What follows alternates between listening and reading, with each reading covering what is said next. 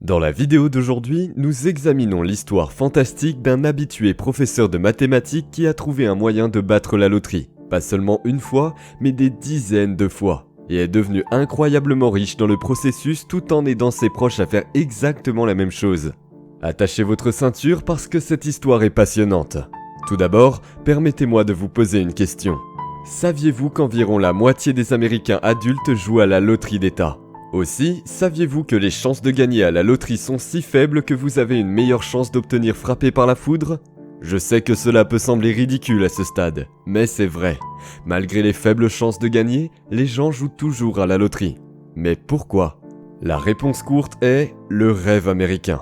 Le rêve américain signifie beaucoup de différences des choses pour différentes personnes, mais au cœur de cela se trouvent les richesses financières. Les gens ne veulent pas pour continuer à stresser au sujet de l'argent.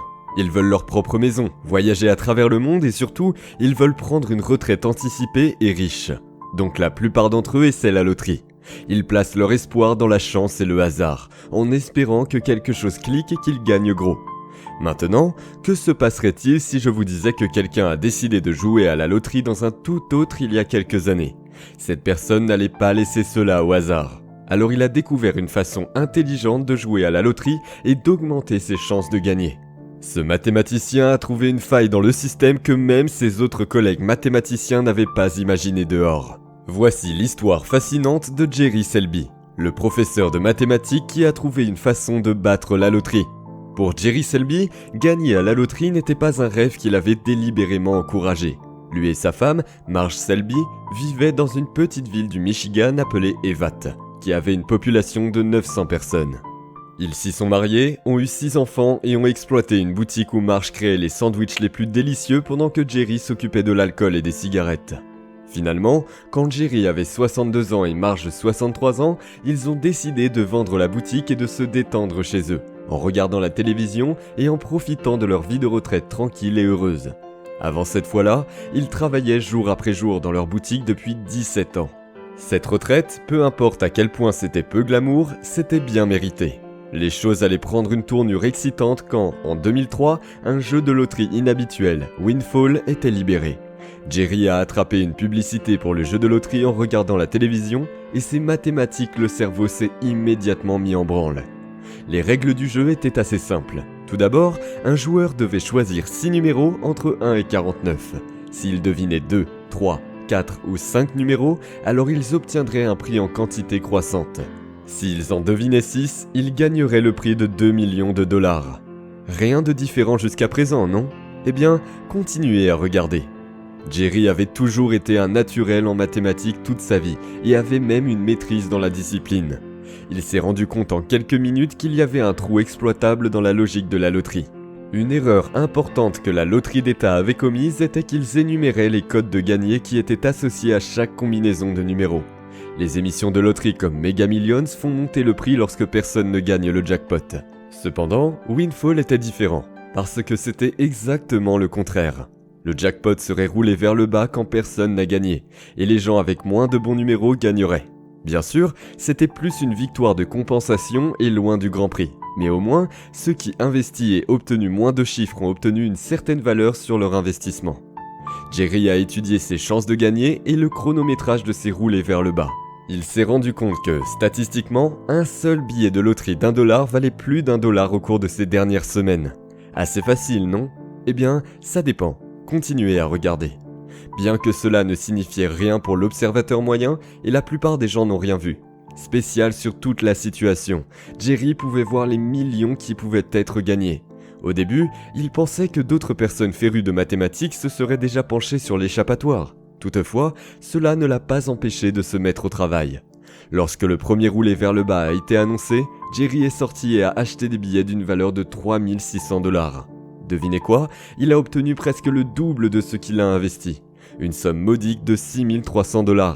Ses calculs étaient les suivants, corrigés et payés progressivement. Après cela, il a décidé d'acheter une autre valeur de 8 000 $ de billets, et il a obtenu le double du montant une fois de plus. Après avoir expérimenté 2 fois, il a informé sa femme qu'il avait craqué à la loterie et avait mis des milliers de dollars de leur épargne retraite. Marge était initialement sceptique quant à cette idée. Son mari a pensé à utiliser tous leurs économies sur la loterie. C'était fou, mais après quelques jours d'insistance et d'explications, Marge accepta. À ce stade, Jerry était assez perplexe que personne n'ait saisi la tendance. Pourquoi personne n'avait-il découvert la boucle ? Cette pensée serait dans son esprit alors qu'il continuait à investir de plus en plus d'argent jusqu'à ce qu'il puisse se faire une petite fortune. Après cela, il a créé une société appelée GS Investment Strategies. Dans l'un de ses premiers et les paris les plus importants, Jerry a mis 515 000 $ et a obtenu un rendement de 853 000 $. Après cela, il a vendu des actions de la société à des amis et à sa famille et a commencé à leur donner des rendements massifs sur leur investissement. Ce sont les gens qui lui faisaient suffisamment confiance pour déposer de l'argent dans ce système qu'il avait créé. Bientôt, la ville nageait dans une fortune semblable à celle d'Hollywood. L'un des amis de Jerry a pu scolariser 3 de ses enfants et un autre à la faculté de droit. En 2005, seulement 2 ans après la sortie du jeu, il y avait 25 membres dans le club de loterie de Jerry's. Et drôle assez, tous étaient gagnants. Les membres étaient aussi divers qu'ils venaient. Il y avait un directeur d'usine, un directeur de banque et même un policier. Bien que ce soit une course incroyablement fantastique, nous savons que rien ne dure éternellement. C'est là que tout a commencé à changer. Continuez à regarder. Sans surprise, l'État a fermé Windfall, l'imputant à un manque de vente. Plus tard, un des membres de son club de loterie l'informèrent d'un jeu similaire dans le Massachusetts. Quand Jerry l'a vérifié, il s'est rendu compte que c'était vrai.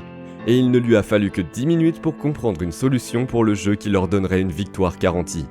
Alors, qu'ont fait Jerry et ses joyeux membres de la loterie ? Eh bien, ils ont commencé un processus de 6 ans pour jeter de l'argent et donner. Jerry et sa femme, Marge, conduisaient pendant des heures jusqu'au Massachusetts, un voyage de 900 miles chaque fois qu'il y avait un roll-down. Ils se promenaient et conduisaient tout en achetant des centaines des milliers de billets.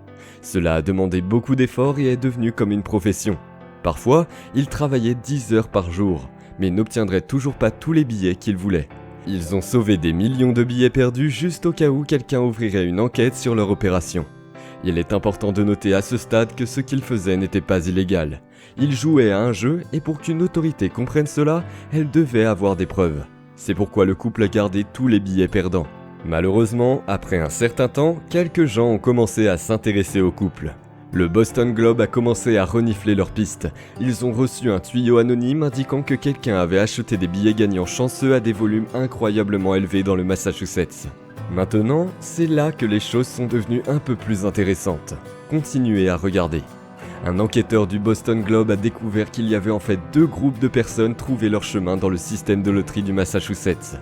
Le couple Selby et, attendre pour cela, MIT. Oui, certains étudiants du MIT avaient compris ce que Jerry avait compris et avaient investi massivement dans le schéma. Ils avaient été en mesure de rassembler suffisamment d'argent pour parier des millions sur l'intervalle de 7 ans. Et au final, ils avaient amassé 3,5 millions de dollars de bénéfices. Bien sûr, lorsque l'histoire est sortie, le jeu a été fermé efficacement et une enquête a commencé presque immédiatement. L'inspecteur général de l'État et son équipe ont cherché une arnaque, toutes sortes de corruptions qui seraient clouées l'équipe de loterie en fuite, mais ils n'en ont trouvé aucune. L'inspecteur finirait par admettre vaincre et s'émerveiller devant le génie d'un vieux retraité qui pouvait se tirer d'affaire avec la famille et les amis à la richesse. Jerry Selby s'émerveillerait du fait que personne ne pensait tout au long de ses 9 années d'existence, à l'exception bien sûr des étudiants du MIT. La société de Jerry Selby gagnerait 29 millions sur une période de 9 ans et a depuis donné la majeure partie de l'argent à ses enfants et petits-enfants. Il a également rénové sa maison à son goût de rêve et il traîne encore avec ses amis de l'époque du braquage. Depuis les chanceux, Jerry est passé de l'obscurité à la richesse extraordinaire, en passant par les courses médiatiques et la vente de son histoire à Hollywood. Son histoire est la preuve qu'il existe de nombreux chemins vers l'American Dream. Merci d'avoir regardé. N'oubliez pas d'aimer, de partager et de vous abonner. À la prochaine fois.